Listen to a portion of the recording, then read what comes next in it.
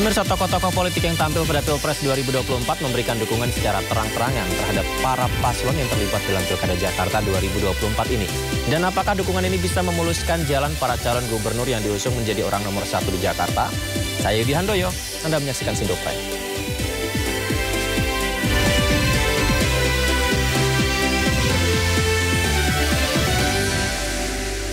Jenazah Kasat Reskrim Polres Solok Selatan Sumatera Barat yang tewas ditembak seniornya sendiri dilepas dari Rumah Sakit Bayangkara Polda Sumatera Barat.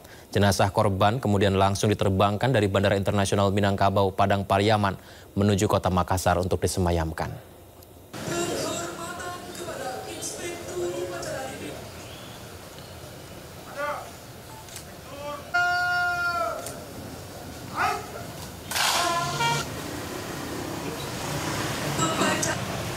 Pemirsa, jenazah AKP Rianto Ulil Ansar dilepas secara kedinasan yang dipimpin oleh Kapolda Sumbar Irjen Pol Suharyono di Rumah Sakit Bayangkara Polda Sumbar. Jenazah korban diterbangkan dari Bandara Internasional Minangkabau Padang Pariaman menuju Kota Makassar untuk disemayamkan. Dugaan sementara penembakan dipicu karena korban menindak pelaku tambang galian C di Solok Selatan yang dibekingi oleh pelaku. Sejauh ini Ditpropam Polda Sumatera Barat mengaku telah memeriksa 5 orang saksi.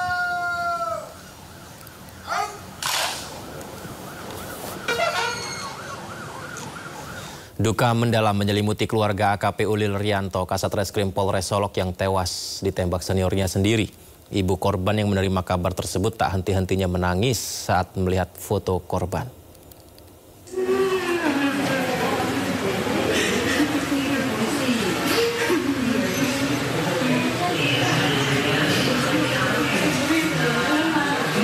Isak tangis ibunda AKP Ulil Rianto tidak terbendung usai mengetahui putra tercintanya tewas usai ditembak seniornya sendiri.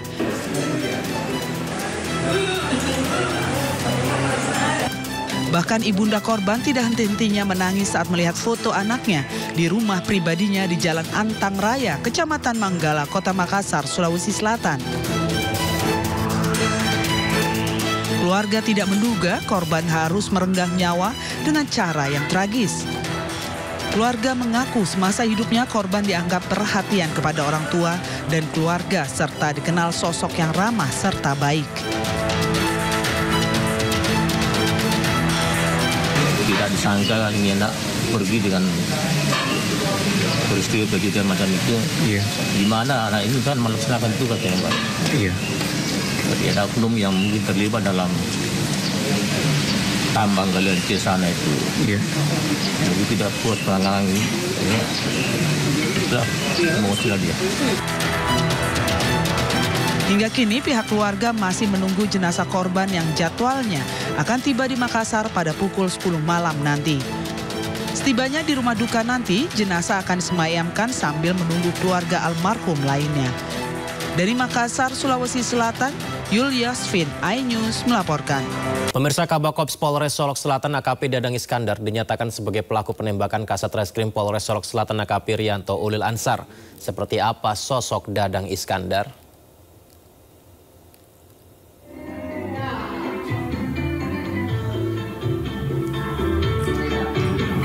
Pemirsa, berikut ini adalah video berdurasi 25 detik dalam acara serah terima jabatan di Polres Solok Selatan. Kabakops Polres Solok Selatan AKP Dadang Iskandar kita bisa lihat bersama yang merupakan pelaku penembakan terhadap AKP Rianto Ulil Ansar. Di video ini kita lihat paling aktif berjoget, sementara anggota polisi lainnya hanya berjoget ringan saja. Dadang Iskandar diduga melakukan aksi penembakan karena tak senang korban menangkap pelaku tambang galian C.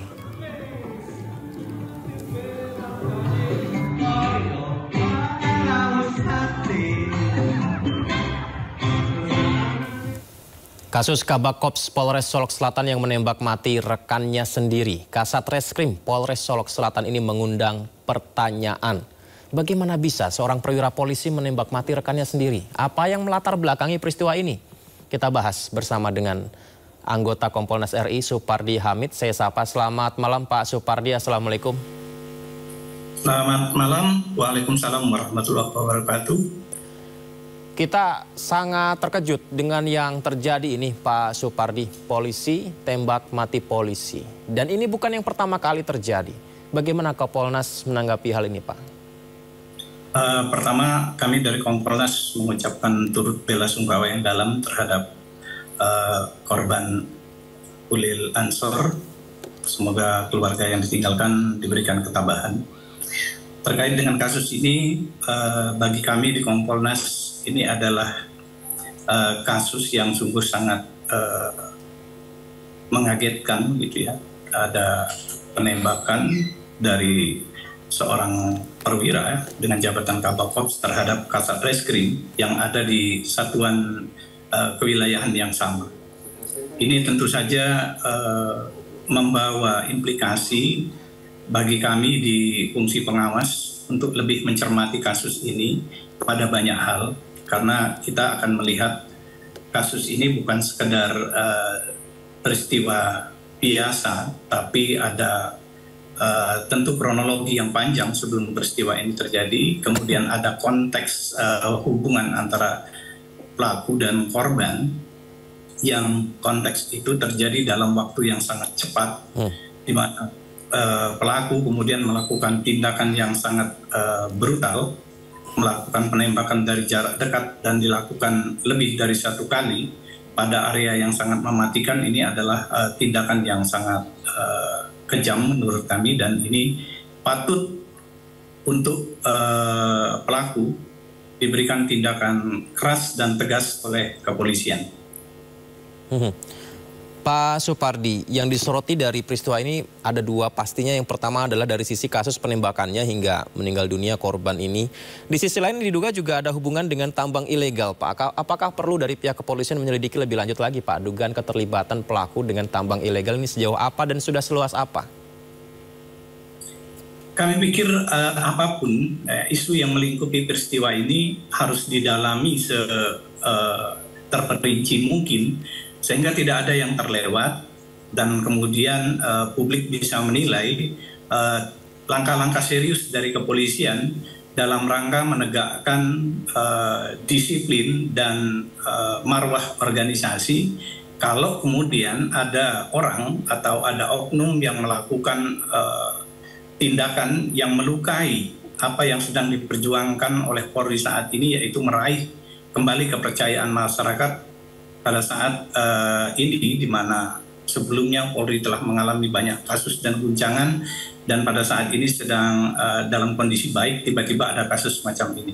Tentu ini harus diseriusi, apapun isu melingkupinya harus dikejar, didalami, tidak ada yang terlewat, termasuk kalau memang itu ada keterlibatan pada tindakan-tindakan ilegal, seperti yang dikemukakan oleh Kapolda pada saat konferensi pers kemarin tadi gitu ya, di mana Kapolda secara tegas akan melakukan tindakan yang sangat serius terhadap pelaku, karena sejauh ini korban adalah orang yang secara intens selama ini melakukan penegakan hukum terhadap illegal mining, terutama galian C yang ada di wilayah Solok.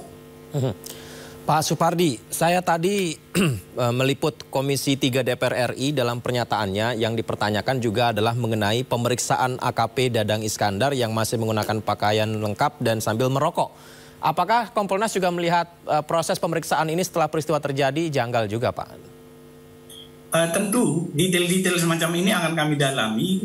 Kami akan lihat gitu ya, apakah tindakan pasca kejadian yang dilakukan oleh kepolisian itu dilakukan secara proporsional gitu ya, sesuai dengan aturan yang ada, sesuai dengan SOP yang ada.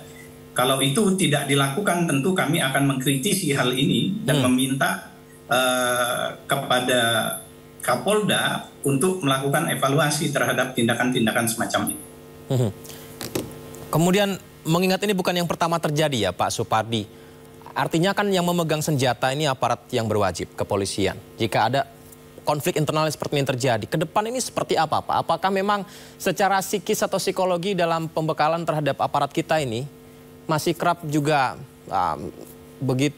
tidak begitu mantap mentalnya sehingga peristiwa seperti ini terjadi dan harus mengeluarkan senjata hingga terjadi pembunuhan? Memang evaluasi terkait dengan kemampuan psikologis untuk memegang senjata ini dilakukan secara berkala. Secara berkala itu paling tidak 6 bulan. Tapi kita harus paham bahwa kondisi psikologis sebetulnya secara teoretik tidak selalu tetap gitu ya. Tergantung kepada kondisi lingkungan di sekitar yang mempengaruhinya, termasuk stresor yang mungkin muncul gitu ya. Nah, hal-hal semacam ini yang penting untuk kita lihat di samping aspek psikologinya adalah kondisi-kondisi lingkungan pekerjaan yang kemudian dapat berimplikasi pada munculnya tindakan impulsif semacam ini yang tentu saja adalah refleksi dari keadaan-keadaan yang tidak menyenangkan selama menjalani pekerjaan, dan ini yang perlu diidentifikasi secara mendetail. Karena di media sosial ketika masyarakat melihat peristiwa seperti ini lagi banyak yang istighfar juga Pak, karena polisi salah satu yang diharapkan masyarakat untuk bisa mengamankan mereka, tapi terjadi konflik sendiri. Ya, itu yang membuat kita kemudian menjadi berpikir untuk melihat kerangka yang lebih luas dari peristiwa semacam ini. Kondisi struktural yang melingkupi peristiwa semacam ini harus kita bedah. Sehingga kemudian peristiwa-peristiwa semacam ini yang tentu dipengaruhi oleh kondisi eksternal kemudian tidak muncul lagi. Kalau memang kondisi eksternal semacam ini bisa kita perbaiki, bisa kita identifikasi dengan benar. Baik. Pak Supardi, terima kasih banyak sudah bergabung di Sindo Prime dan kami tunggu ya Pak Supardi nanti pendalaman dari Kompolnas RI-nya seperti apa ya Pak Supardi, dan semoga peristiwa seperti ini tidak lagi terjadi. Terima kasih Pak, selamat malam. Terima kasih, selamat malam. Pemirsa, masih dari kasus pidana, tim gabungan Satgas TPPO berhasil mengungkap kasus tindak pidana perdagangan orang di wilayah Kabupaten Karimun, Kepulauan Riau. Dalam operasi ini, Bareskrim Polri, Polda Kepri, dan Polres Karimun menangkap 3 orang yang diduga terlibat dalam jaringan perdagangan orang. 3 pelaku merupakan warga negara Indonesia yang lama jadi target operasi, pemirsa. Mereka diringkus saat melangsir korbannya dengan kapal cepat menuju perbatasan Indonesia-Malaysia. Hingga kini, polisi masih terus mengembangkan penyelidikan dengan memeriksa peran masing-masing pelaku-pelaku tersebut. Modus baru ataupun yang banyak terjadi. Karena beberapa Polda, kami terakhir mendapat laporan dari Polda Sumut menangkap 22 korban dengan pelaku, di mana mereka melalui pintu yang ada di Karimun. Ini menjadi perhatian kita. Kemudian, adapun modus yang dilakukan adalah melangsir. Jadi mereka dengan speed kecil menuju perbatasan Indonesia Malaysia, yang tepatnya di Ren 3 ya. Ren 3 ini terus akan kita kembangkan. Bareskrim Polri juga menangkap 1 tersangka yang masuk DPO atau dalam daftar pencarian orang dalam kasus judi online situs W88 di Filipina dan memulangkan tersangka ke tanah air. Dalam keterangan pers di Bandara Soekarno-Hatta Jumat dini hari, polisi meringkus tersangka HS dari Filipina pada tanggal 31 Oktober 2024 dan dibawa ke Indonesia. Tersangka HS merupakan penyedia rekening deposit dan rekening penarikan untuk para pemain judi online W88. Diketahui pemirsa, perputaran uang dari situs judi online W88 ini mencapai 1 triliun rupiah selama 3 bulan saja di tahun 2024. Bareskrim Polri berhasil menjemput DPO kami atas nama HS alias Ahan, yang mana sebelumnya Direktorat Cyber Bareskrim Polri telah mengungkap website perjudian online atau W88 pada bulan Mei, di mana kami telah mengamankan 7 tersangka yang saat ini proses penyidikan sudah sampai di sidang pengadilan di Pengadilan Negeri Batam.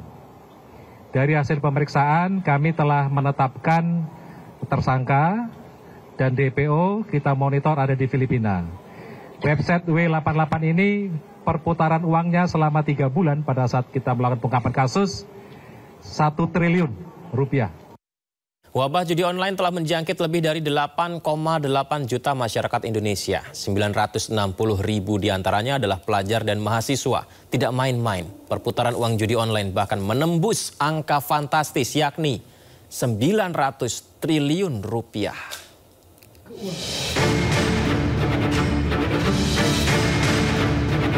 Sebanyak 8,8 juta orang di Indonesia terlibat judi online dengan perputaran uang menyentuh angka 900 triliun rupiah di tahun 2024. Pemerintah pun hingga kini terus melakukan upaya masif dalam memberantas judi online di tanah air. Menteri Koordinator Politik dan Keamanan Budi Gunawan menyampaikan pemerintah melalui Des Pemberantasan Judi Online akan melakukan 3 langkah prioritas. Di antaranya pemblokiran situs judi online secara sistematis, penelusuran aliran dana jaringan judi online, dan meningkatkan koordinasi lintas negara. 97.000 anggota TNI Polri dan 1,9 juta pegawai swasta yang bermain judi online. 80.000 pemain judi online yang usianya di bawah 10 tahun. Dan angka ini diprediksi akan terus bertambah jika kita tidak melakukan upaya-upaya yang masif di dalam memberantas judi online ini. Oleh karena itu, melalui forum ini juga kami dan kita semuanya menghimbau ya, mari kita memproteksi anak-anak kita, keluarga kita, semuanya untuk tidak terkontaminasi dengan judi online ini dengan bahayanya sangat luar biasa. Menteri Komunikasi dan Digital Menkomdigi Mutia Afif menyampaikan Komdigi secara aktif terus memblokir ratusan ribu situs judi online. Dengan itu, pemerintah juga menutup akun rekening bank yang terafiliasi dengan judi online. Situs-situs yang ditutup sudah 104.819, itu kalau dihitung dari 4 November, kalau kita hitung dari tanggal 20 Oktober atau pemerintahan baru, itu angkanya sudah di 380.000 sekian. Kemudian untuk permohonan pemblokiran rekening bank untuk bulan November saja, yaitu wilayah kerja Des Judi Online ini, kami sudah mengirimkan 651 permohonan untuk kemudian rekening bank ini ditindaklanjuti atau diblokir. Jadi sebagaimana teman-teman ketahui bahwa situs satu hal lain adalah rekening. Jadi kalau situs seperti tangannya, rekening ini seperti nadinya. Sementara itu dalam kurun waktu 2 minggu, kepolisian hingga kini berhasil mengungkap sebanyak 619 kasus judi online dengan jumlah tersangka mencapai 734 orang. Kepolisian juga telah menyita uang tunai sebesar 177,6 miliar rupiah. Kolaborasi antara seluruh kementerian dan lembaga juga terus akan digalakan untuk memberantas judi online. Dari Jakarta, tim liputan iNews melaporkan. Dukungan elit politik terhadap para paslon yang bertarung di Pilkada Jakarta akan kami bahas dalam segmen dialog selanjutnya. Tetaplah bersama kami di Sindo Prime.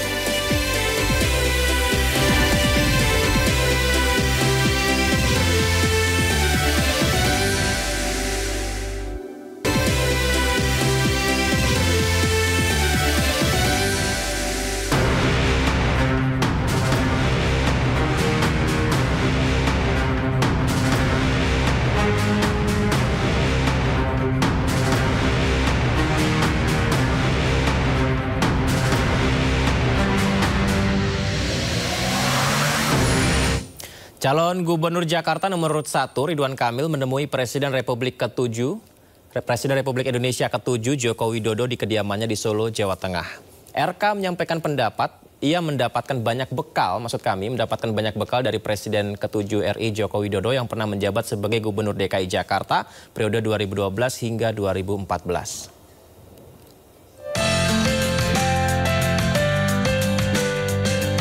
Calon Gubernur Jakarta nomor urut 1 Ridwan Kamil bersilaturahmi langsung ke kediaman Presiden Republik Indonesia ke-7 Joko Widodo di Sumber, Kota Solo, Jawa Tengah. Keduanya terlihat berdiskusi santai sambil menikmati secangkir kopi di ruang makan. RK mengaku belajar banyak pengalaman dari Jokowi yang juga pernah menjabat Gubernur DKI Jakarta periode 2012-2014 terkait dengan kepemimpinan dan perencanaan Jakarta ke depan. Bertanya tentang pengalaman beliau khususnya yang teknis tentang Jakarta, karena Pak Jokowi kan dulu gubernur Jakarta juga, untuk membekali saya dengan hal-hal terkait Jakarta, masa depannya seperti apa. Dan ya 90% nasihat-nasihat lah buat saya yang masih muda ini untuk berbuat lebih baik dan lebih berprestasi. Bapak Ridwan Kamil ini kan memiliki pengalaman sebagai Gubernur Provinsi Jawa Barat, sehingga saya kenal betul beliau. Dan yang kedua tadi juga diskusi mengenai perencanaan untuk Jakarta, gagasan-gagasan besar untuk Jakarta, saya kira semuanya sudah sangat jelas sekali. Pertemuan Ridwan Kamil dengan Jokowi menjadi sinyal dukungan bagi pasangan Ridho dalam kontestasi Pilkada Jakarta, sekaligus juga momentum untuk mengucapkan selamat ke Jokowi usai purna tugas. Sebelumnya, mantan Gubernur Jawa Barat ini juga telah bertemu dengan Presiden Republik Indonesia Prabowo Subianto di Jakarta. Dari Solo, Jawa Tengah, Septiantoro, iNews melaporkan.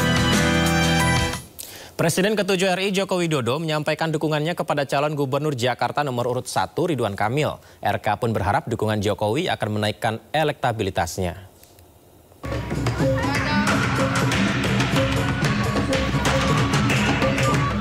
Presiden ke-7 Republik Indonesia Joko Widodo bertemu dengan calon Gubernur Jakarta nomor urut 1 Ridwan Kamil. Keduanya bersamaan menghadiri acara pengukuhan Ketua Wilayah Perkumpulan Keluarga Besar Putra Jawa Keturunan Sumatera atau Pujakesuma DKI Jakarta.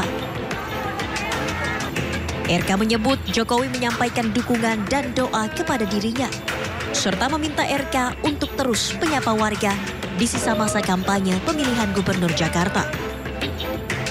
Ya, beliau Pak Ridwan Kamil, semua udah tahu. Ada Pujakesuma mungkin Pak, Bapak mungkin mengenalkan Pak RK Pak, Pujakesuma Pak. Sudah saya bisikin. Oke, siapa?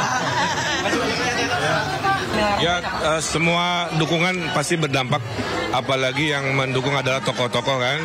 Tokoh-tokoh ini kan punya pengikut, punya pengagum. Mudah-mudahan kalau tokohnya mendukung, pengikut pengagumnya juga mendukung. Jokowi menyampaikan paguyuban Pujakesuma sudah seperti keluarganya. Ia juga menyebut seluruh anggota paguyuban Pujakesuma sudah mengenali sosok RK. Sementara RK berharap dukungan yang diberikan Jokowi akan menaikkan elektabilitasnya di Pilkada Jakarta. Dari Jakarta, tim liputan iNews melaporkan. Pasangan calon Gubernur Jakarta nomor urut 3 Pramono Rano resmi mendapat dukungan dari mantan Gubernur Jakarta Anies Baswedan. Kali ini Anies bahkan terlihat bersama Pramono dan Rano menghadiri acara deklarasi dukungan dari relawan warga kota di Blok S Kebayoran Baru, Jakarta Selatan.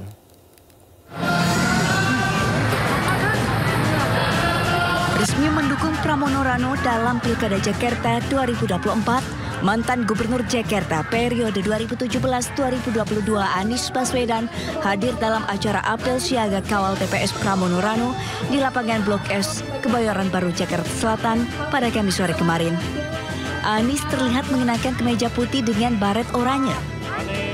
Sementara pasangan calon gubernur dan wakil gubernur Jakarta nomor urut 3 Pramono Rano hadir dengan mengenakan baju muslim putih dengan peci hitam lengkap dengan kain cukin bermotif ondel-ondel.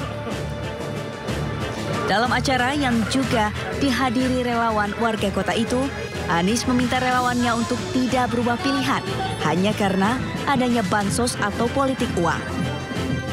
Sebelumnya pada Rabu lalu, Pramono Rano dan Anies Baswedan berpose salam 3 jari sebagai bentuk dukungan kepada pasangan yang diusung PDIP, Hanura, dan Partai Umat tersebut.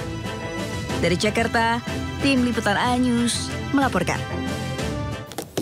Dan untuk membahas mengenai dukungan elit politik terhadap para paslon yang bertarung di Pilkada Jakarta, kita sudah terhubung dengan Angki Yudhistia, juru bicara RK Suswono, paslon nomor urut 1, Bang Laude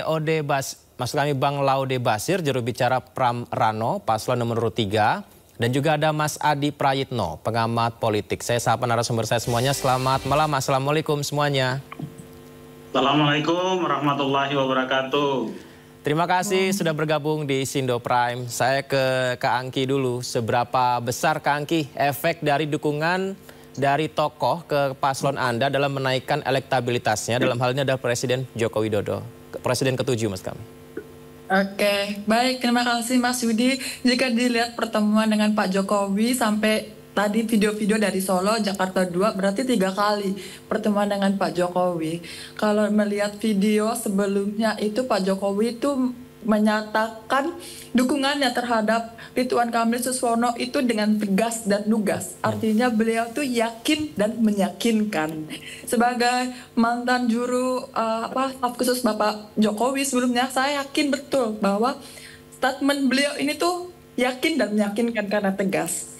Jadi jika melihat efek dukungan dari tokoh termuka seperti Pak Presiden Jokowi sebelumnya ini dan juga mantan gubernur, tentu memiliki semua yang pasti itu berdampak signifikan terhadap elektabilitas paslon 01. Karena kita sama-sama tahu ya bahwa sosok Pak Jokowi ini masih banyak sekali pengagumnya karena gaya kepemimpinan beliau dan juga karena prestasinya. Jadi sehingga ini memperkuat kepercayaan publik terhadap paslon 01 yang meyakinkan kami bahwa kami menang 1 putaran. Baik, Kak Angki, kalau ada yang berpendapat begini, Kak Angki, ini kan pertemuannya intensitasnya sepertinya semakin tinggi bersama pertemuan Pak Ridwan Kamil dan Presiden ke-7 kita, Pak Joko Widodo. Apakah ini disengaja hingga di menit-menit akhir supaya mengerucut pada elektabilitas yang nanti akan dipilih oleh warga Jakarta? Apa sengaja? Karena kalau elektabilitas itu dinamis ya, dinamis. Artinya di saat kita naik turun dengan dukungan tokoh-tokoh ini justru yang membuat perspektif kita tuh elektabilitasnya itu naik. Dan karena kami yakin dengan para dukungan tokoh-tokoh inilah yang membuat kepercayaan. Ini bukan masalah tentang waktu, tapi momentum yang tepat. Momentum yang tepat inilah yang membuat kepercayaan publik, apalagi yang swing voter, yang membuat 23% orang yang belum memilih bisa menjadi yakin. Karena kami beberapa tokoh itu mendapatkan dukungan elektabilitasnya.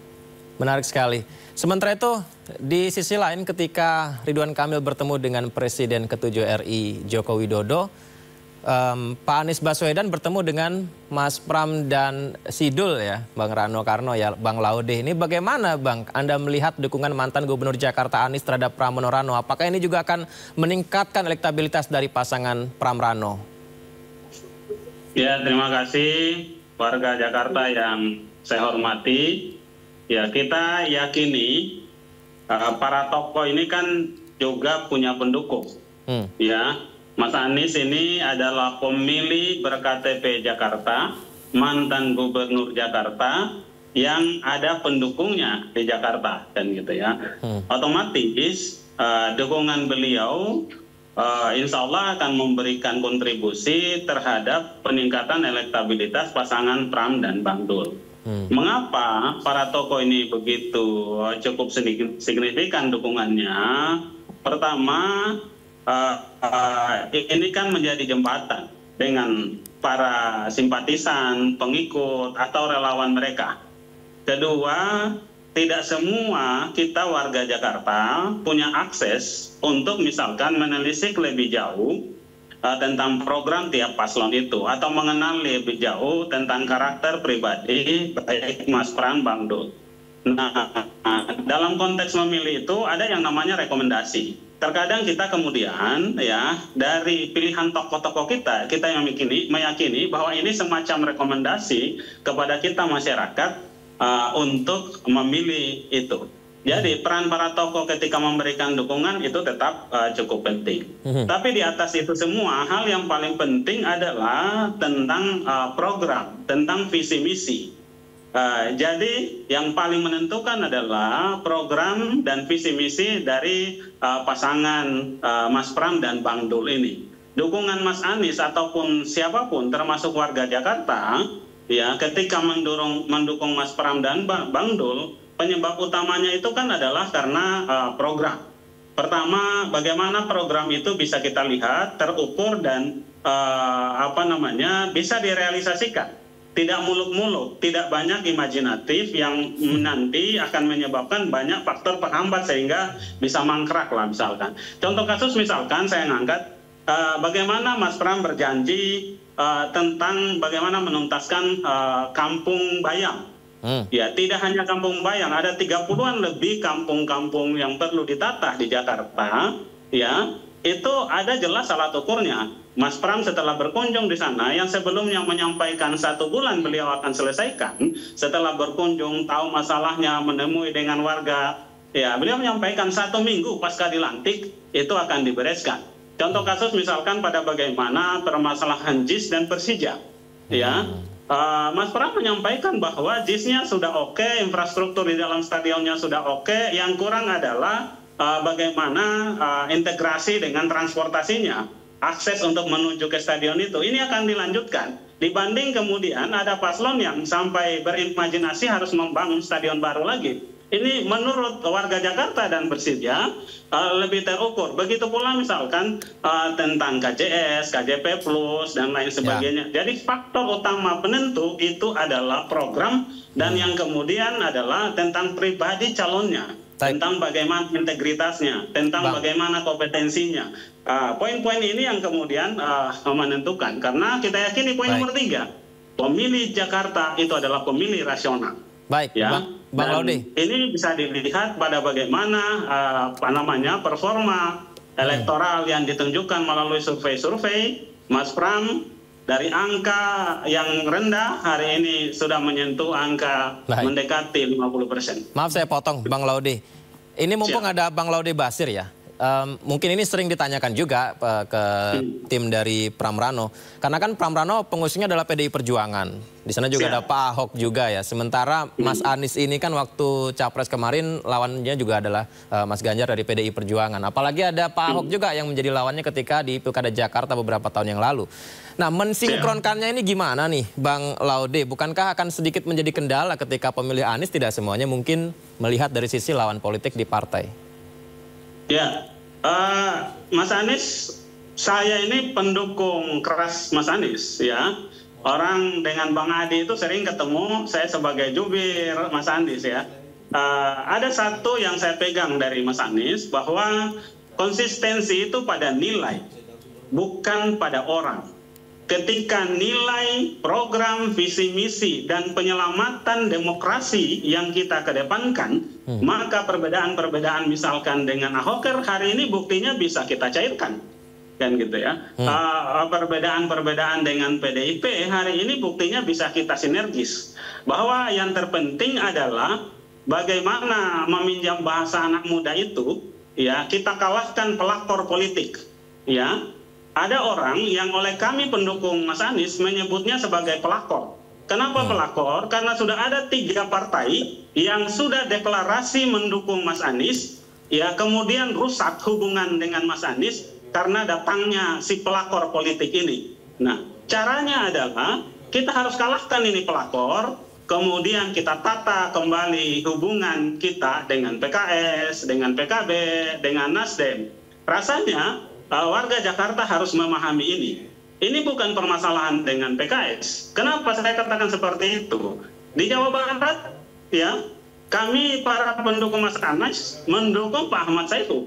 Di Sumatera Barat, Padang, kami para pendukung Mas Anies mendukung calon gubernur yang diusung oleh PKS. Jadi masalahnya ini adalah dengan pelakor tadi. Begitu, Pak. Jadi hubungannya dengan PDIP, hubungannya dengan Ahok, insya Allah bisa dicairkan dan kita jamin itu. Yang terpenting sekarang adalah bagaimana kita hadapi dalam tanda petik yang merusak demokrasi dengan memaksakan adanya calon tunggal, untung kemudian ada MK yang menyelamatkan itu. Baik, menarik. Mas Adi Pray, Pak Jokowi untuk RK Suswono, Pak Anies untuk Pramrano, mana nih Mas Adi Pray yang lebih efektif untuk Jakarta? Ya, saya kira memang kalau kita bicara tentang endorsement elit politik, harus saya sampaikan secara terbuka bahwa endorsement elit ini kan sifatnya komplementer, bukan yang utama. Tetaplah yang utama itu adalah calon yang kemudian bertanding di Jakarta, paslon 1, 2, dan 3, yang saya kira gerakan-gerakan politik, visi misi, program kerjanya jauh akan lebih dilihat oleh pemilih di Jakarta ketimbang para endorsement itu. Oleh karena itu bagi saya endorsement itu adalah sifatnya untuk melengkapi apa-apa yang sudah dilakukan oleh masing-masing calon. Misalnya soal endorsement Pak Jokowi, tentu ada harapan besar dari pendukung RK dan Suswono bahwa orang-orang yang masih merasa puas dengan Jokowi, menganggap kinerja Jokowi selama jadi presiden 2 periode di Jakarta itu masih layak untuk dibanggakan, harapan terbesarnya tentu terkonsolidasi untuk mendukung RK dan Pak Suswono. Tinggal diuji seberapa kuat orang yang merasa puas dengan kinerja Jokowi dan seterusnya dan seterusnya. Begitupun dengan endorsement yang dilakukan oleh Anies Baswedan. Ini kan juga ada satu harapan besar bahwa orang-orang yang selama ini menjadi loyal voter dan strong voter Anies, itu tentu diharapkan terkonsolidasi, memobilisasi dukungan kepada Pram dan Pak Magdul. Itu yang saya kira memang dalam logika endorsement. Tapi overall bagi saya, di sisa waktu yang ada, bahwa kandidat inilah yang saya kira akan terus diperhitungkan oleh para pemilih di Jakarta. Karena kalau kita melihat argumen-argumen para pemilih ya, masih banyak di antara mereka, sekitar 10-15%, yang akan memutuskan pilihan politiknya itu 3 hari, 2 hari, dan sehari sebelum pencoblosan. Oleh karena itu, apapun yang terjadi soal survei, soal endorsement, soal dukungan politik yang ada hari ini, pada akhirnya itu akan diuji setelah tanggal 27 November nantinya, sebenarnya siapa yang secara terbuka, dia konsolidatif, meyakinkan para pemilih di bawah itu untuk memenangkan pertarungan. Nah yang kedua, endorsement itu ya tentu bukan hanya soal bagaimana dukungan disampaikan di atas panggung. Karena kalau mau jujur Mas, orasi di atas panggung, yang hadir itu kan adalah orang yang sudah pasti memilih. Itu yang hadir adalah para pendukung-pendukungnya, dan itu orang-orang yang selama ini cukup loyal. Nah yang menjadi PR itu sebenarnya dari endorsement elit ini adalah, elit-elit ini juga jangan berhenti hanya memberikan endorsement. Sebisa mungkin jejaring-jejaring politiknya, konsolidasi politiknya yang selama ini memberikan dukungan itu diajak untuk memilih paslon tertentu. Jadi misalnya kalau saya membayangkan Pak Jokowi dalam mungkin sehari ini atau besok yang terakhir masa kampanye juga berkeliling di titik-titik kunci berkampanye dan meminta kepada pendukungnya untuk memilih RK dan Suswono. Itu yang paling mungkin karena pemilih itu kan tidak bisa diwariskan elektabilitasnya. Pemilih tetap saja perlu disapa dan diyakinkan. Begitupun dengan Pak Anies Baswedan, tentu harapan terbesarnya masih mungkin ada waktu besok untuk bertemu dengan titik-titik simpul massa yang dimiliki oleh Pak Anies ya, untuk diyakinkan kembali oleh para pemilihnya ini yang saya kira masih ada waktu untuk melakukan itu. Oleh karena itu, saya kadang berkelakar, kalau endorsement elit itu menjadi penting, untuk apa kandidat itu berkampanye capek-capek, tiap hari, belusukan, kunjungan dari satu tempat ke tempat yang lain, tidur aja mereka, cukup mengandalkan para endorsement itu. Bahkan kalau mau jujur, endorsement politik ini kan terjadi sejak awal kampanye Jakarta dimulai. Ketika misalnya Pram dan Rano itu menggunakan public figure, pelawak kondang gitu ya, Cak Lontong sebagai ketua tim sukses, itu kan endorsement terbuka. Jadi Cak Lontong sebagai public figure disukai oleh publik, harapan terbesarnya para penyuka Cak Lontong ini akan mendukung paslon 3. Begitupun dengan RK yang saya kira dalam beberapa setiap kampanye menyertakan ya artis-artis ibu kota, ada Raffi Ahmad, ada Gigi, influencer kenamaan. Harapan terbesar mereka tentu public figure ini bisa menggerakkan orang-orang yang suka dengan mereka mendukung paslon nomor 1. Kan begitu jalan cerita Mas. Oleh karena itu bagi saya kerja sampai ujung yang dilakukan oleh calon adalah tetap menjadi kunci segala-galanya. Endorsement elit adalah melengkapi apa yang sudah dilakukan oleh para calon ini. Saya kira di situ. Mas Adi Pray, saya membayangkan nanti kalau misalkan berlanjut ke putaran kedua, endorsement dukungan politik ini dari tokoh-tokoh ini apakah bisa akan menjadi pembeda ya Mas Adi Pray? Dijawab sesaat lagi Mas Adi Pray dan Kak Angki dan juga Bang Laude. Kami segera kembali di Sindo Pray.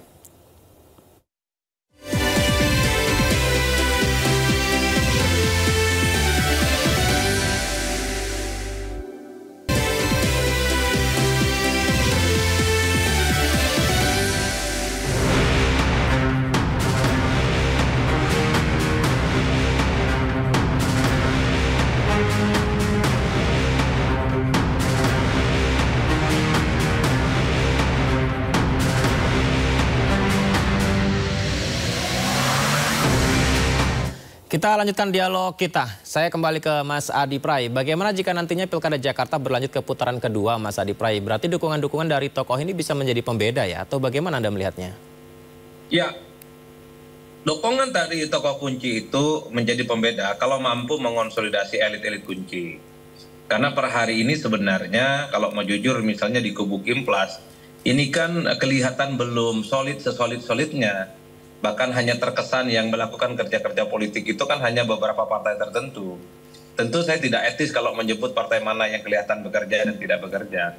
Tapi kalau ada instruksi elit misalnya, terutama dari di lingkaran elit yang ada di Kimplas, meminta kepada seluruh stakeholder yang ada di Jakarta untuk memaksimalkan mesin politiknya, bukan tidak mungkin Kimplas ini kan akan melipat gandakan ya bagaimana kerja-kerja politik mereka di bawah. Begitupun misalnya di kubu nomor 3. Per hari ini misalnya kita tidak pernah melihat kepada publik atau minimal kerja-kerja politik yang dilakukan oleh Pak Ahok. Padahal Pak Ahok ini merupakan salah satu tokoh yang saya kira endorsement politiknya juga masih relatif didengarkan dan punya dampak. Per hari ini justru yang tampak di muka itu adalah orang-orang yang teridentifikasi sebagai orang-orangnya Abah. Jadi seperti Bang Laude dan Pak Anies yang seakan-akan menjadi garda terdepan untuk memaksimalkan bagaimana mesin politik kubu nomor 3, Pram dan Sidul ini untuk memenangkan pertarungan di Jakarta. Saya membacanya ini juga mungkin bagian dari strategi politik ke publik ya. Bahwa Pram ini ingin dikesankan sebagai sosok yang diusung oleh begitu banyak kalangan politik, bahkan termasuk oleh rival-rival yang kemudian bertanding di 2017 seperti Pak Anies Baswedan. Sementara kelompok-kelompok seperti Pak Ahok yang selama ini menjadi katalisator dan mesin utama, itu mungkin bekerjanya di balik layar dan tidak kelihatan. Tapi kalau betul Pilkada Jakarta itu 2 putaran, saya kira elit-elit kunci siapapun dia kalau punya pengaruh yang cukup signifikan, sepertinya akan diamplifikasi untuk melakukan kerja-kerja, untuk melakukan safari politik, membangun basis-basis yang selama ini sudah mengkristal, diarahkan untuk memilih salah satu paslon. Jadi di situ kuncinya, Mas. Jadi elit itu dukungannya menjadi penting kalau dia juga terjun ke masyarakat, mengonsolidasi, menggerakkan, dan mobilisasi dukungan-dukungan. Kalau dukungannya itu hanya di panggung terbuka, di mimbar bebas, yang hadir itu adalah memang pemilih-pemilih loyal sejak awal, saya kira dukungannya tidak akan signifikan. Tentu elit itu diharapkan pemilih-pemilih yang belum mantap 100% atau yang iman politiknya masih bisa bergoyang, itu bisa diyakinkan. Disitulah sebenarnya letak signifikansi dari elit kunci dalam memberikan dukungan politik. Baik, menarik Bang Laude yang disampaikan oleh Mas Adi Pray. Selain mempertanyakan soal kerja politik dari Pak Ahok untuk paslon Pramono Rano, saya juga ingin bertanya di sisi lain, apakah mendukung pasangan Pramono Rano dari Anies Baswedan ini sudah disepakati oleh kader di PDIP? Salah satunya juga Pak Ahok. Karena Pak Ahok kan juga punya elektabilitas ya, Bang Laude ya. Nah, apakah ini dari pendukung Pak Ahok ini sudah sepakat akan mendukung Pramono Rano? Ya, begitu Mas Pram didaftarkan, itu kan selesai. Pertanyaan itu sudah tuntas ya. Dan terbukti juga kemudian Pak Ahok ikut mengantar pendaftaran ke KPU pasangan Mas Pram dan Bang Dul ini. Berikutnya apa yang disampaikan oleh Bang Adi tadi, ya semuanya kita ini mau menang 1 putaran. Ya, pasangan Mas Pram dan Bang Dul, pasangan nomor urut 3, Mas Pram itu mau menang 1 putaran. Dan tanda-tanda itu ada. Ini kalau kita lihat tren 2012 Jokowi Ahok dan tren 2017 Anies Sandi itu sedang berjalan pada pasangan Mas Pram dan Bang Dul ini. Dimulai dari elektabilitas rendah, hasil survei rendah, kemudian naik terus, tren itu naik terus, dan pada akhirnya memenangkan itu.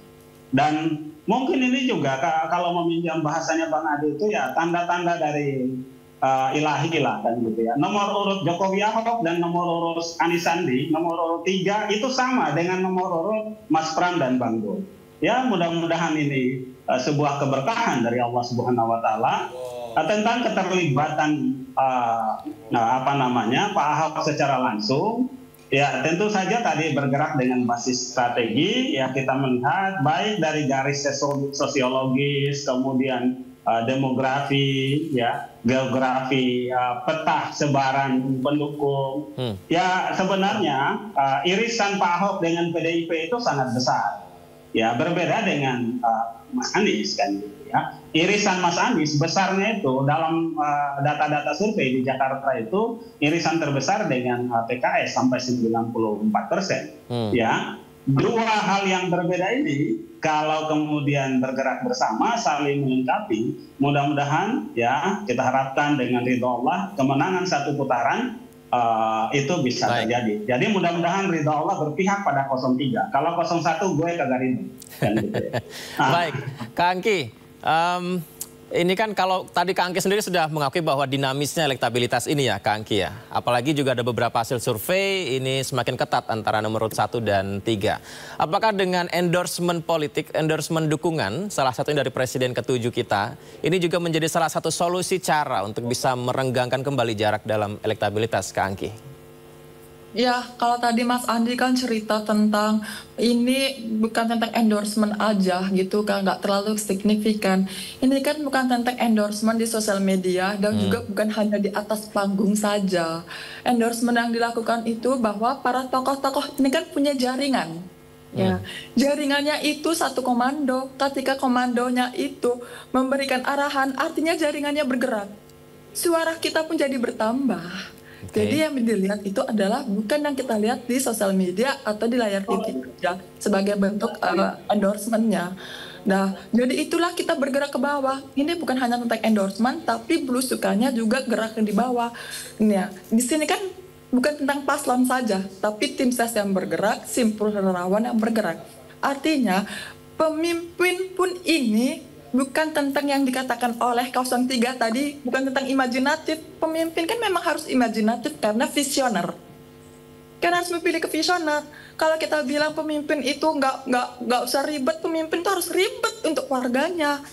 Nah, artinya kalau kita mau berbenah, menjadikan Jakarta global, kita berbenah bahwa apa yang kita lakukan ini secara dinamikanya ini adalah sesuai dengan apa yang rakyat butuhkan.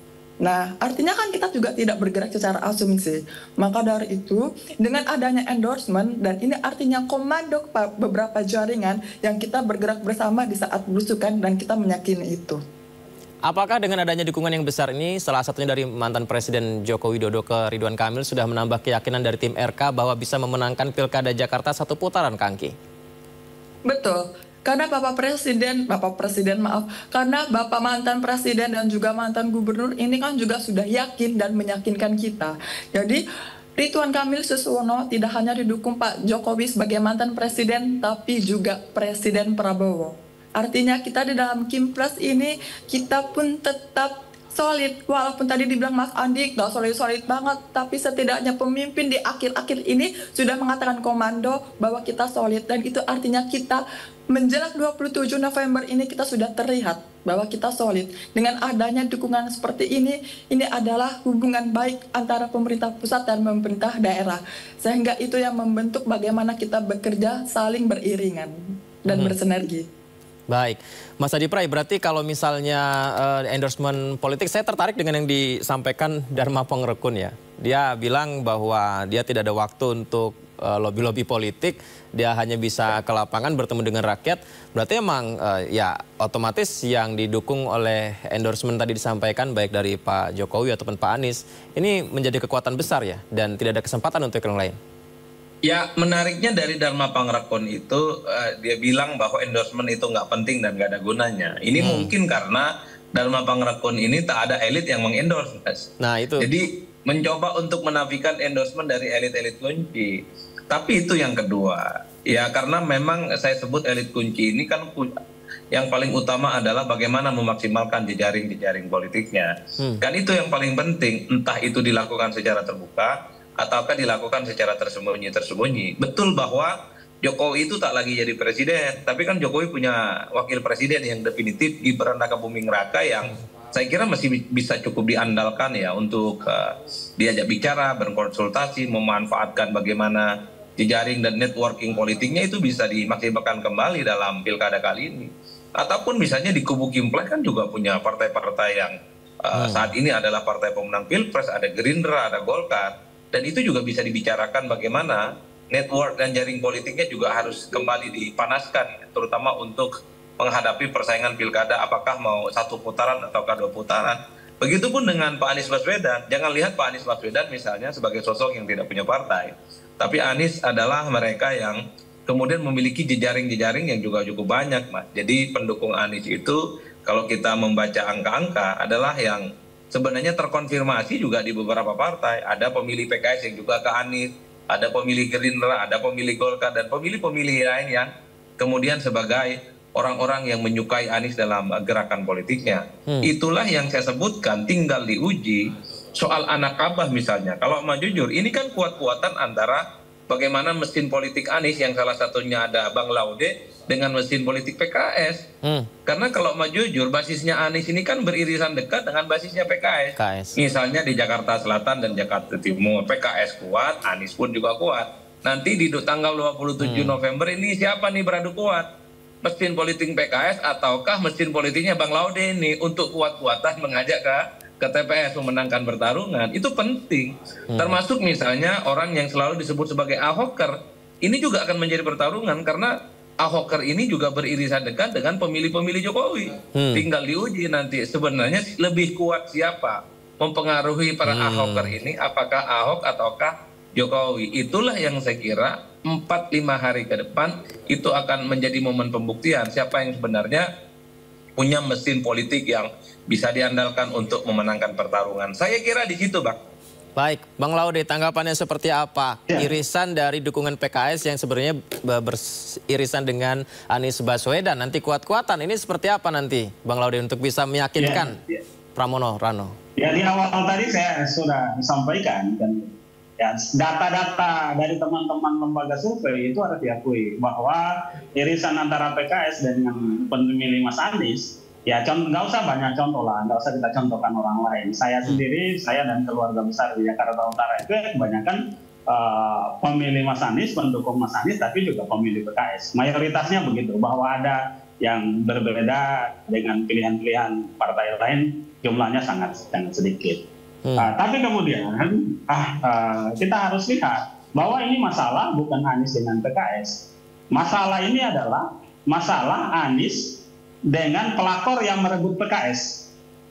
Itu masalahnya. Jadi jangan disalahkan Anies, jangan dipandang Anies dengan PKS. Ini Anies ya dengan pelakor yang merebut PKS dari tangan Mas Anies. Jadi kita harus kalahkan. Inilah orang yang merusak hubungan Mas Anies dengan PKS. Kita tidak bisa berjalan beriringan lagi. Saya kalau ketemu dengan teman-teman jubir yang dari PKS, saya sampaikan kita harus tetap bersahabat, saling jalan bareng apa semua. Yang mengganggu kita ini kan orang yang datangnya belum bisa memilih di Jakarta, harus kembali memilih ke daerah lain kan gitu ya. Ini yang harus kita kalahkan, lalu kemudian kita bantu. Yang berikutnya adalah saya ingin sampaikan bahwa penting apa yang disampaikan oleh Bang Adi tadi. Nomor 1 di atas endorsement itu semua adalah program dan bagaimana calon itu sendiri diterima oleh warga. Kami sangat tekankan kepada Mas Ram dan Bang Dul itu bagaimana tiap hari ya harus menyapa warga Jakarta, harus menjangkau seantero wilayah Jakarta. Sehingga kami agendakan minimal tiap hari baik Mas Ram maupun Bang Dul itu ada 11 sampai 12 titik. Itu pertemuan-pertemuan terbuka. Ditambah mungkin sekitar 3-4 pertemuan tertutup. Jadi rata-rata sekitar 15 kali per orang, kali 2 calon, ya gubernur dan calon wakil gubernur itu 30. Belum lagi kami para timnya, ya mulai dari calon Tong, kemudian di Bang Ciko, kemudian termasuk saya hari ini saja beberapa titik. Ini saya dari satu tempat di Jakarta Pusat, di luar ruangan ini sedang ada agenda juga ketemu dengan para calon-calon pemilih Ram dan Bang Dul. Jadi ya itu tadi, setelah kita punya program ini kita jawabkan, kita sampaikan kepada masyarakat, bagaimana masyarakat menerimanya. Itu yang terpenting. Dan kita harus tahu pemilih warga Jakarta ini pemilih rasional. Kemudian juga saya mengamini apa yang disampaikan oleh Bang Andi tadi, bahwa memang gubernur itu harus ribet. Yang tidak boleh ribet adalah warganya, kan gitu ya. Salah satu bukti kami menekan bahwa Mas Pram dan Bang Dul harus ribet adalah bagaimana menjadikan pemuda-pemuda kita untuk mandiri.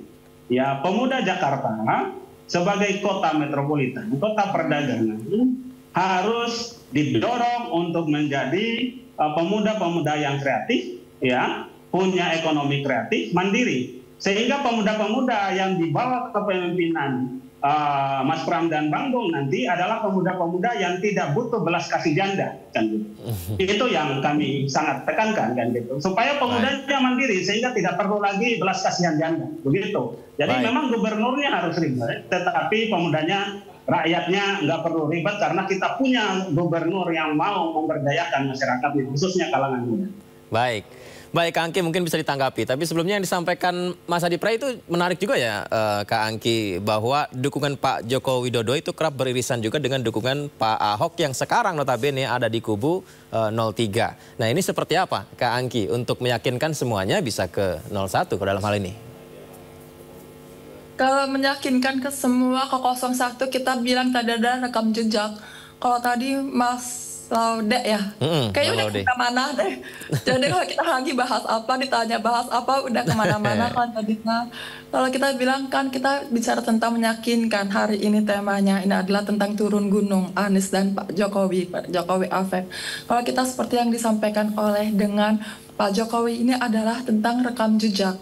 Jadi dengan apapun yang terjadi keadaan sekarang ini kita meyakinkan bahwa rekam jejak dari para paslon 1 ini adalah sudah terlihat.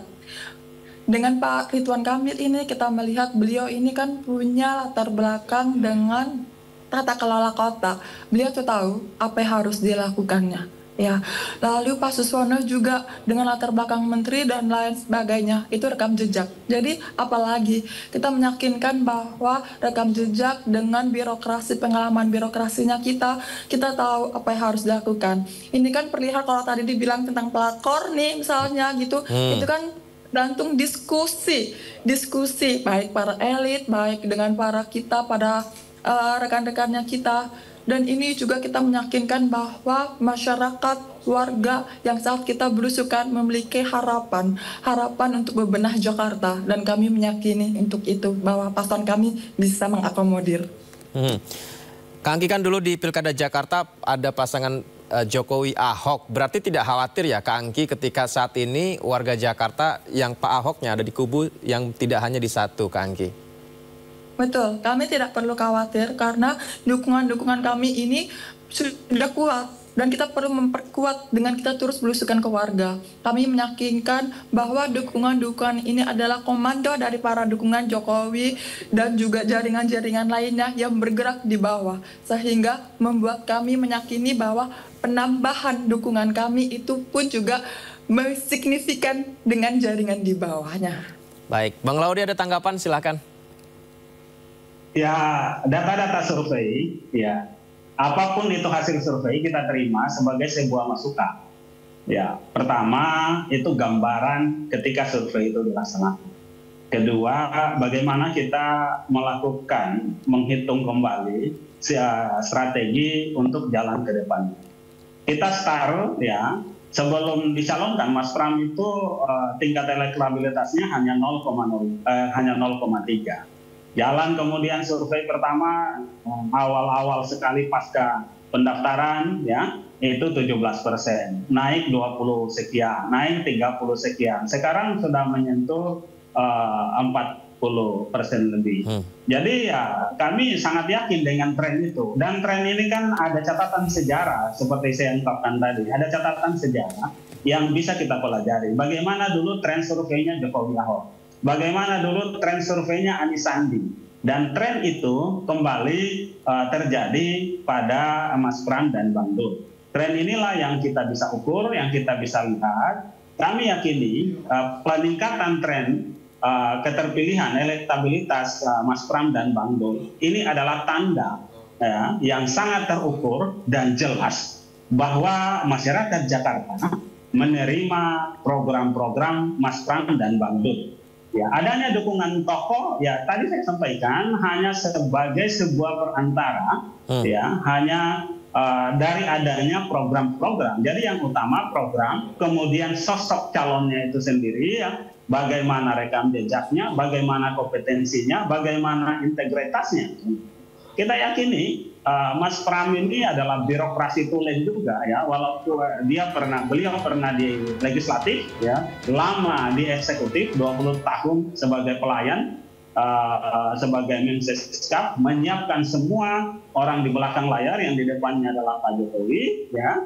Tetapi kemudian kita lihat juga ya pilihan-pilihannya seperti itu ya. Jadi setelah kejelasan program, kemudian Pak Jokowi mendukung pihak lain yang dia melupakan teman yang sudah 20-an tahun bekerja sama, ya kita nggak masalah kan gitu. Mas Pram menyampaikan ya itu pilihan politiknya Pak Jokowi. Ternyata ada teman yang sudah 30-an tahun ketika Mas Pram sebagai mantan ketua Dewan Mahasiswa ITB melanjutkan S2 di MMUGM, ada anak ketua BEM, ada ketua BEM UGM yang mereka berkenalan lama, akhirnya hari ini turun, sampai hari ini tadi ke Cengkareng ikut belusukan mendukung sesama aktivis ini ya, mantan ketua BEM UGM dan mantan ketua BEM ITB. Baik, Bang Laude. Yang memang oke di Indonesia ini. Sayang waktu kita terbatas, Bang Laude dan juga Kak Angki. Terima kasih banyak ya sudah bergabung di Dialog Indo Prime. Besok berarti kampanye akbar ini ya, dari paslon 1 dan juga 3, juga 2 ya. Nanti kita akan saksikan seperti apa kemeriahannya. Sukses selalu semuanya. Terima kasih banyak. Selamat malam. Assalamualaikum. Sukses selalu. Jangan lupa pilih orangnya nomor 3. Terima kasih.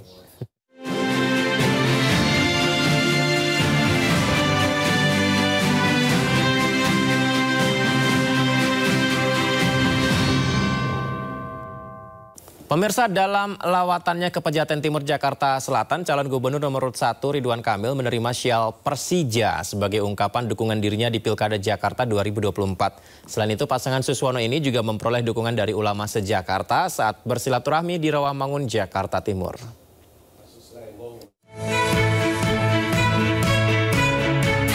Belusukan di Pejaten Timur bersama Kana Sutrisna Sumadilaga, Cagup Jakarta nomor urut 1 Ridwan Kamil disambut antusias warga dan mendapat momen istimewa saat dikalungi syal tim Persija dari The Jackmania.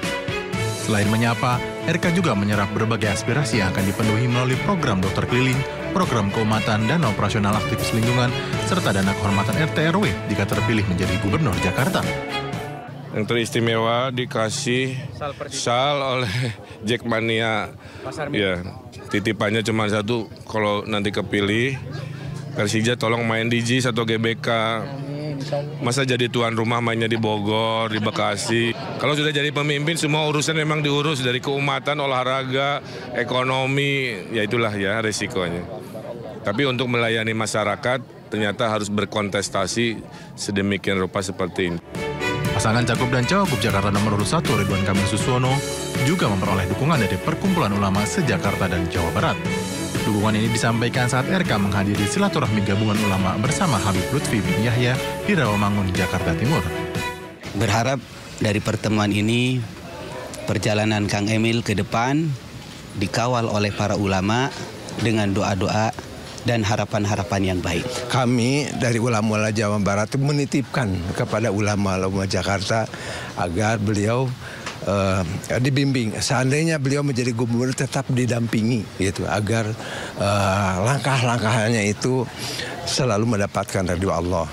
Hadirnya dukungan dari sejumlah elemen masyarakat ini menjadi kekuatan bagi Ridwan Kamil dan Suswono untuk menang satu putaran di Pilkada Jakarta 2024. Dari Jakarta, Jessica Winoto, Indra Okta, Irian Syah Wahyu di iNews melaporkan. Calon Wakil Gubernur nomor urut 3, Rano Karno atau Sidul berkampanye di Kenari Senen, Jakarta Pusat. Sidul menyapa warga yang umumnya kaum milenial, Gen Z, dan para seniman. Tiba di Jalan Keramat 5 Kenari Senen, Jakarta Pusat Rabu sore, Sidul disambut riuh warga. Warga Kenari pun antusias dan berebut untuk bisa berfoto bersama Dul. Aktor film legendaris Sidul anak sekolahan ini tak surut pamornya saat kampanye bersama milenial dan Gen Z ini. Dalam kampanyenya, Sidul menjanjikan akan mengembalikan pengelolaan Taman Ismail Marzuki untuk mengakomodir kegiatan dan berkarya para seniman. Saya tahu sekali wilayah ini tidak jauh dari tempat pusat kebudayaan yaitu Taman Ismail Marzuki. kita akan mengembalikan pengelolaan Taman Ismail Marzuki kepada seniman dan budayawan agar kesenian dan kebudayaan bisa hidup di Jakarta ini. Pasangan calon gubernur wakil gubernur Jakarta nomor urut 3 Pramono Anung Rano Karno dan paslon nomor urut 2 Dharma Pongrekun Kunwardana Kamis pagi menghadiri doa bersama untuk Pilkada Damai di Mapolda Metro Jaya. Doa bersama merupakan inisiasi dari Polda Metro Jaya dimaksudkan menciptakan kondisi aman hingga proses pemungutan suara berlangsung.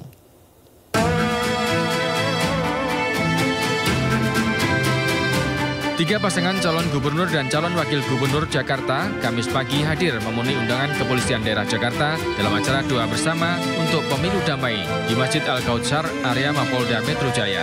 Selain tiga pasangan calon, Ridwan Kamil Suswono, Dharma Pongrekun Kunwardana dan Pramono Anung Rano Karno, doa bersama yang diinisiasi Polda Metro Jaya ini juga dihadiri KPU Jakarta, Bawaslu Jakarta, Kapolda Metro Jaya, serta Panglima Kodam Jaya. Doa bersama untuk Pilkada Damai dinilai sebagai kegiatan positif dan penting dilakukan menjelang tahapan pemungutan suara.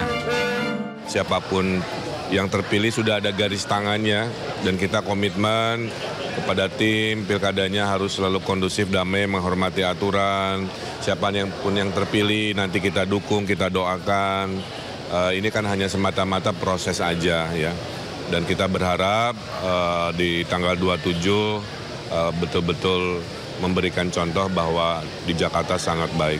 Semoga ini bukan hanya formalitas saja, tetapi sungguh-sungguh dimaknai bahwa kita akan menjalani proses demokrasi yang akan ditentukan tanggal 27 nanti, sungguh-sungguh dengan niat yang tulus untuk memperjuangkan dan membela rakyat. Itu yang terpenting.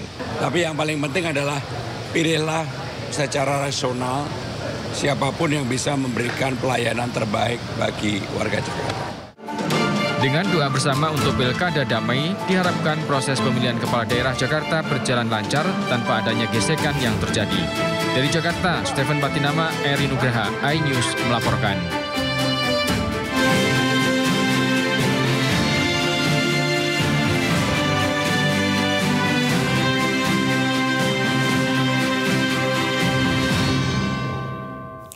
Sejumlah pejabat dan Menteri Kabinet Merah Putih rapat koordinasi persiapan libur Natal 2024 dan Tahun Baru 2025. Informasinya usai jeda. Kami segera kembali.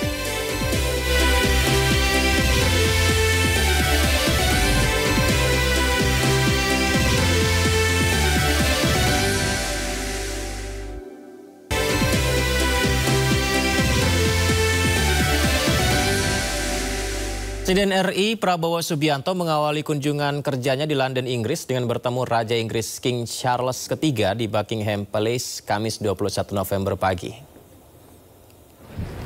Pemirsa, Prabowo Subianto tiba di Buckingham Palace pada pukul 10.20 waktu setempat. Setibanya Presiden di Buckingham Palace, dirinya segera masuk untuk bertemu dengan King Charles III dan melakukan pertemuan tertutup. Sekitar pukul 11.05 waktu setempat, iring-iringan kendaraan Prabowo keluar dari Buckingham Palace. Dan setelah menemui King Charles III di Istana Buckingham, Presiden Prabowo melakukan pertemuan bilateral dengan Perdana Menteri Inggris Keir Starmer di Downing Street, London, Inggris, Kamis siang waktu setempat. Dalam pertemuan itu, kedua pihak sepakat meningkatkan kerjasama Indonesia dan Inggris.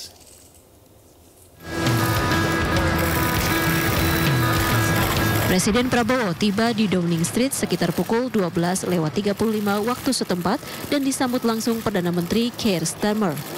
Dalam kesempatan itu, PM Starmer pun menyampaikan apresiasi atas kedatangan Prabowo ke kantornya.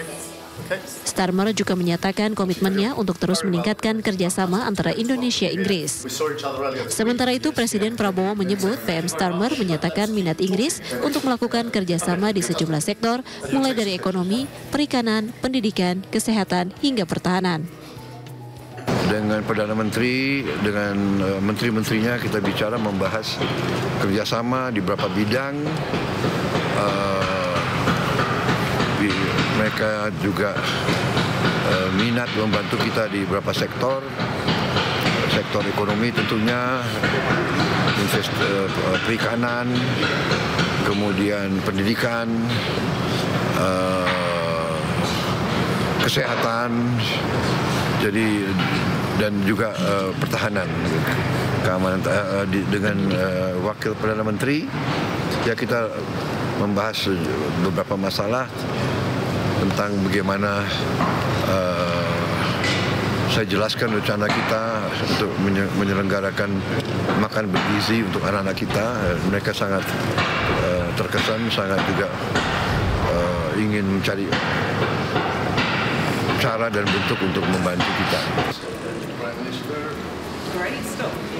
Selain bertemu Perdana Menteri Starmer dalam lawatannya ke Inggris, Presiden Prabowo juga menghadiri jamuan santap siang yang digelar Wakil Perdana Menteri Inggris Angela Rayner di Lancaster House. Dalam suasana santai dan hangat, keduanya mendiskusikan berbagai isu penting, termasuk kerjasama di bidang pangan dan gizi anak-anak. Pada kesempatan itu, Prabowo menjelaskan rencana pemerintah Indonesia untuk melaksanakan program makan bergizi gratis. Sementara Wakil PM Angela mengungkapkan harapannya untuk memperkuat hubungan kerjasama antara Indonesia dan Inggris. Lawatan Presiden Prabowo ke Inggris berhasil membawa komitmen investasi senilai 8,5 miliar dolar Amerika. Komitmen investasi tersebut didapatkan Prabowo usai bertemu sejumlah pimpinan perusahaan di Inggris.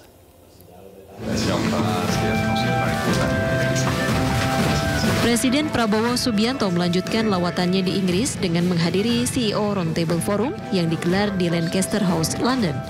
Forum ini mempertemukan Prabowo dengan 19 pemimpin perusahaan besar Inggris untuk membahas peluang investasi strategis di Indonesia. Dalam pertemuan itu, Prabowo menyebut Indonesia berhasil membawa komitmen investasi sebesar 8,5 miliar dolar Amerika. Total mereka sudah komit investasi 8,5 miliar dolar. Jadi 7 miliar BP, 1,5 miliar dari beberapa perusahaan lain.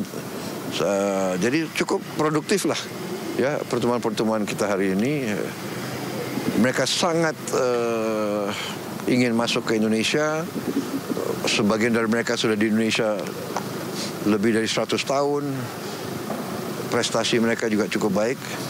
Saya kira ini menunjukkan optimisme mereka terhadap ekonomi kita. Ya. Kepercayaan ini juga di Brasil juga demikian, di Amerika juga demikian, di Tiongkok juga demikian. Alhamdulillah, ya sangat produktif. Presiden menegaskan hasil tersebut menunjukkan optimisme para pelaku usaha Inggris terhadap ekonomi Indonesia. Presiden mengatakan kepercayaan global terhadap Indonesia terus meningkat. Komitmen pemerintah Indonesia terhadap tata kelola yang bersih dan efisien juga menjadi salah satu daya tarik utama bagi investor. Wakil Presiden Gibran Rakabuming Raka naik pesawat komersial dari Bandara Soekarno-Hatta menuju Semarang, Jawa Tengah. Gibran menggunakan baju casual saat tiba di bandara. Ya, pemirsa, dengan pengawalan Pas Pamres, Gibran berangkat menuju Semarang dari Bandara Internasional Soekarno-Hatta menggunakan pesawat komersial. Tiba di Terminal 2, Gibran langsung menuju ke area pemberangkatan. Dan kedatangan Wapres Gibran ini menyita perhatian warga yang ada di bandara. Seperti yang kita lihat, Gibran tidak ditemani sang istri Selvi Ananda menuju ke Semarang, di mana sebelumnya sang ayah, mantan Presiden Joko Widodo bersama ibunya Iriana juga sering menggunakan pesawat komersial saat bepergian, terutama ketika pulang ke Solo.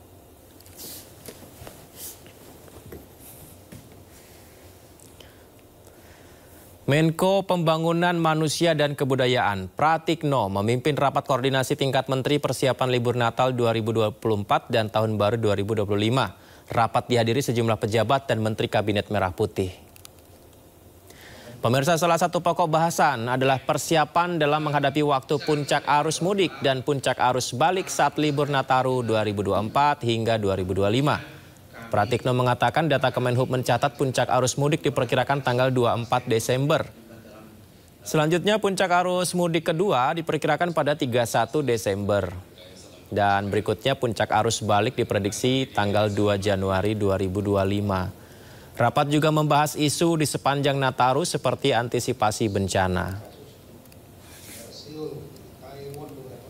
Baru saja melakukan rapat koordinasi tingkat menteri, tingkat kepala badan dan juga Panglima TNI dan Kapolri membahas tentang persiapan menghadapi liburan Natal dan Tahun Baru, Natal 2024 dan Tahun Baru 2025, agar libur Nataru ini bisa berlangsung aman, nyaman, lancar, dan juga ibadah berjalan dengan aman dan lancar juga.